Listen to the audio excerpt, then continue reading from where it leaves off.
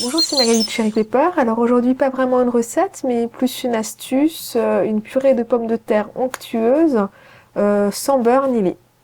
Alors en fait, pourquoi pas une recette? Parce que ces 2 dernières semaines, on avait du monde à la maison. Donc il a été vraiment difficile pour nous de filmer. Et donc Michel ça a une idée, c'est de me filmer, mais en fait un petit peu tous les jours pendant que je fais la cuisine, tout simplement parce qu'il faut la faire de toute façon. Donc on commence par peler les pommes de terre et les oignons. Alors je mets des oignons parce que je trouve que ça ajoute au niveau du goût une saveur profonde et riche. J'aime beaucoup ajouter des oignons dans la purée de pommes de terre et de l'ail dans la purée de pommes de terre et de carottes. Donc vous pelez vos pommes de terre et vos oignons. Le choix des pommes de terre est extrêmement important pour une purée. Donc faut surtout pas des pommes de terre fermes. Et puis bon, en fait je pense qu'il faut tester plusieurs pommes de terre parce qu'il y a vraiment de tout au niveau des pommes de terre. Donc vous salez votre eau et vous y mettez les oignons. Couper les pommes de terre en petits morceaux, ça permet de les faire cuire plus vite, d'accélérer la cuisson. Et les rincer. Donc comme je disais, c'est vraiment une recette que je fais régulièrement. Et pourquoi est-ce que je la montre? C'est par rapport à la recette qu'il y aura la semaine prochaine qui va en découler, qui en fait est un gratin que je fais systématiquement. Je couple les deux recettes. Je fais plus de purée que nécessaire et ensuite avec les restes, je prépare un gratin. Donc ça sera la recette suivante. Donc placez les pommes de terre directement dans l'eau frémissante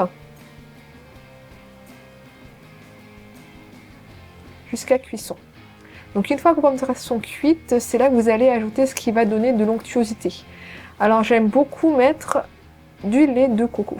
Et donc du lait de coco à forte teneur lipidique, du lait de coco avec 17 à 18% de matière grasse. C'est ce qui va donner de l'onctuosité à votre purée. Donc pour passer ma purée, j'utilise un moulin à purée manuel.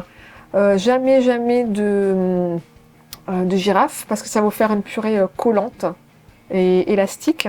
J'aime pas du tout. Je n'aime pas non plus le faire dans le mixeur. C'est pareil, je trouve que le résultat n'est pas top. On mixe rapidement trop. Alors justement au niveau du moulin, ça va vraiment dépendre de la qualité. Donc là mon moulin, il est pas terrible parce que les pâtes sont pas assez grandes. En fait on avait pendant des années un moulin qui était vraiment bien à l'ancienne. Et je ne sais plus pourquoi on ne l'a plus et on a acheté celui-là. Et donc si vous devez investir, faites attention à prendre des pâtes suffisamment grandes.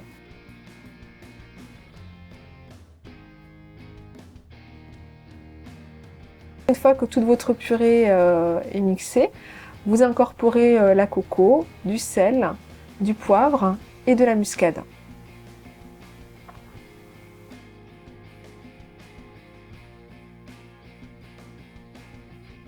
Si votre purée n'est pas assez, est trop compacte, vous pouvez également ajouter une louche d'eau de cuisson qui a justement la saveur de l'oignon, tout ça.